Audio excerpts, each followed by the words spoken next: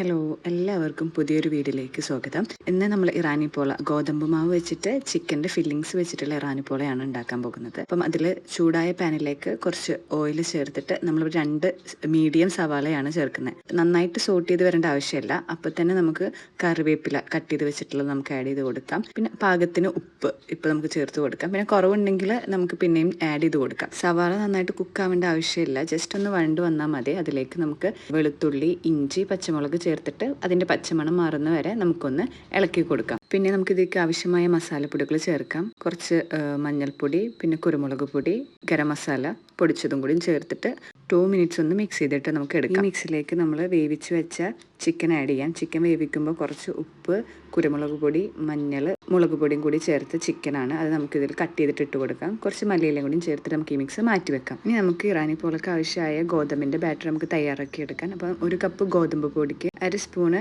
ഉപ്പാണ് ചേർക്കുന്നത്. ഇതിലേക്ക് നമ്മൾ 2 സ്പൂണ് കുരുമുളക് പൊടിച്ചത് ചേർക്കുന്നുണ്ട്. അതിന് 1 കപ്പ് ഗോതമ്പ് പൊടിക്ക് 1 കപ്പ് പാലാണ് നമ്മൾ ചേർക്കുന്നത്. അത് ലൂസായി വരികയാണെങ്കിൽ ആവശ്യാനുസരണം ഗോതമ്പ് പൊടി വീണ്ടും മിക്സ് ചെയ്ത് കൊടുക്കാം. ഇതിലേക്ക് നമ്മൾ 4 മുട്ടയാണ് ചേർക്കുന്നത്. ഇതെല്ലാം കൂടി നമുക്കൊന്ന് മിക്സിയിൽ അടിച്ചെടുക്കാം. അപ്പോൾ ലൂസായി വരികയാണെങ്കിൽ 1.5 സ്പൂൺ ഗോതമ്പ് പൊടി നമ്മൾക്കൊന്നും കൂടി ആഡ് ചെയ്തിട്ട് എടുക്കാം. അപ്പോൾ ആ ഒരു പരുവത്തിൽ നമുക്ക് ഈ മിക്സ് കിട്ടണം. ചെറിയൊരു കുണ്ടുള്ള പാത്രത്തിലാണ് നമ്മൾ ഇറാനി പോള സെറ്റാക്കുന്നത്. അപ്പോൾ പാന് ചൂടായതിന് ശേഷം കുറച്ച് ഓയിൽ ചേർത്തിട്ട് നമ്മുടെ മിക്സ് ആദ്യം ഒഴിക്കുക. അതൊരു അടച്ച് വെച്ചിട്ട് ഒരു 2 മിനിറ്റ് ഒന്ന് കുക്ക് ചെയ്തിട്ട് എടുക്കാം. അത് അടിഭാഗം ഒന്ന് ജസ്റ്റ് കുക്കാകാൻ വേണ്ടിയിട്ടാണ്.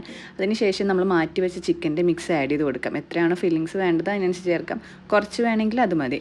എന്നിട്ട് വീണ്ടും രണ്ടാമത്തെ ലെയർ ആഡ് ചെയ്ത് കൊടുക്കുക. അപ്പോൾ ബാറ്ററി നമ്മൾ ഫുള്ളായിട്ട് 2 ലെയർ, വേണമെങ്കിൽ 3-4 ലെയർ ഉണ്ടാക്കാം.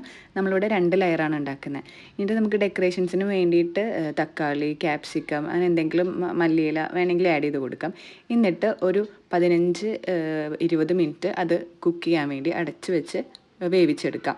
ഒരു 10-13 മിനിറ്റ് കഴിഞ്ഞാൽ തന്നെ നമുക്ക് ഒരു ഫോർക്ക് ഉപയോഗിച്ച് കുത്തി നോക്കാം. ഉള്ളിൽ വെന്തിട്ടുണ്ടെങ്കിൽ നമുക്കത് ഫ്ലിപ്പ് ചെയ്തിട്ട് മാറ്റിയിടാം. എല്ലാവർക്കും വീഡിയോ ഇഷ്ടപ്പെട്ടെന്ന് വിചാരിക്കുന്നു. അപ്പോൾ സബ്സ്ക്രൈബ് ചെയ്ത് സപ്പോർട്ട് ചെയ്യുക. അടുത്ത വീഡിയോ ആയിട്ട് വീണ്ടും കാണാം.